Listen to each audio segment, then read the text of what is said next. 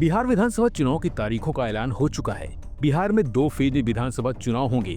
पहला फेज 6 नवंबर और दूसरे फेज में 11 नवंबर को वोटिंग होगी। इस बीच तमाम पार्टियों के बीच सीट शेयरिंग को लेकर काफी समय से खींचतान चल रही थी और आखिरकार एनडीए ने बिहार विधानसभा चुनाव को लेकर सीट शेयरिंग का फॉर्मूला तय कर दिया है।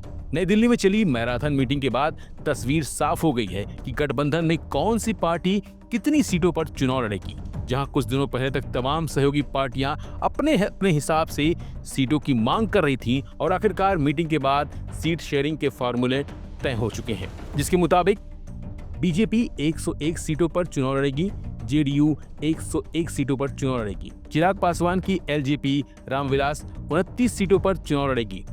उपेंद्र कुशवाहा की आरएलएम 6 सीटों पर चुनाव लड़ेगी। जीतन राम मांझी की पार्टी हम 6 सीटों पर चुनाव लड़ेगी।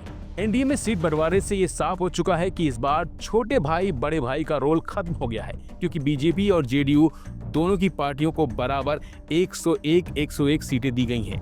हालांकि इस बात का संकेत बिहार बीजेपी प्रदेश अध्यक्ष दिलीप जायसवाल ने पहले ही कर दिया था। उन्होंने पटना में हुई एक मीटिंग में कहा था कि इस बार चुनाव में कोई बड़े भाई छोटे भाई की भूमिका में नहीं रहेगा। एनडीए में सीट शेयरिंग फॉर्मूला तय होने के बाद चिराग पासवान ने सोशल मीडिया प्लेटफॉर्म एक्स पर एक पोस्ट में कहा कि एनडीए परिवार ने सौहार्दपूर्ण वातावरण में बिहार विधानसभा चुनाव 2025 के लिए सीटों का बंटवारा पूरा किया है। वहीं हिंदुस्तानी आवाम मोर्चा यानी हम के बिहार विधानसभा चुनाव में 6 सीटें मिलने पर पार्टी नेता और केंद्रीय मंत्री जीतन राम मांझी ने कहा कि संसद में हमें केवल 1 सीट दी गई, क्या हम नाराज थे? इस तरह अगर हमें 6 सीटें मिली हैं तो यह आला कमान का फैसला है, हम इसे स्वीकार करते हैं। पार्लियामेंट में हमको 1 सीट मिली थी तो हम क्या थे? पार्लियामेंट में हमको 1 सीट मिली थी तो हम क्या थे? नाराज थे। वैसे यहाँ अगर 6 सीट की बात की गई है तो आला कमान करने में है, उसको हम सिरोधार्य करते हैं। चिराग पासवान जी को 29 सीटें मिली है,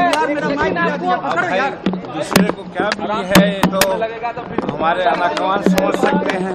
लेकिन ये बात सही है कि हमको जो मिला है हम लोग सब संतुष्ट हैं। हमारे लोग अभी वहाँ प्रेस कॉन्फ्रेंस में जाएंगे। सरकार की कोई शिकायत नहीं है। वैसे बता दें कि बीते शनिवार यानी 11 अक्टूबर को भाजपा के चुनाव प्रभारी धर्मेंद्र प्रधान, बिहार प्रभारी विनोद तावड़े और अन्य वरिष्ठ नेताओं ने पटना में एनडीए की सहयोगी पार्टियों के साथ अलग अलग और संयुक्त बैठक की थी। इन बैठक में भाजपा ने राष्ट्रीय लोक मोर्चा, लोक जनशक्ति पार्टी रामविलास और हिंदुस्तानी आवाम मोर्चा के नेताओं के साथ सीट बंटवारे और रणनीति पर चर्चा की थी। हालांकि इस बीच बीजेपी नेता नित्यानंद राय ने नई दिल्ली में चिराग पासवान से भी मुलाकात की। वहीं रविवार 12 अक्टूबर को अब सीट शेयरिंग का ऐलान हो चुका है। फिलहाल ये बस इतना ही। बाकी अपडेट बने रहिए वन इंडिया हिंदी के साथ। Subscribe to One India and never miss an update. Download the One India app now.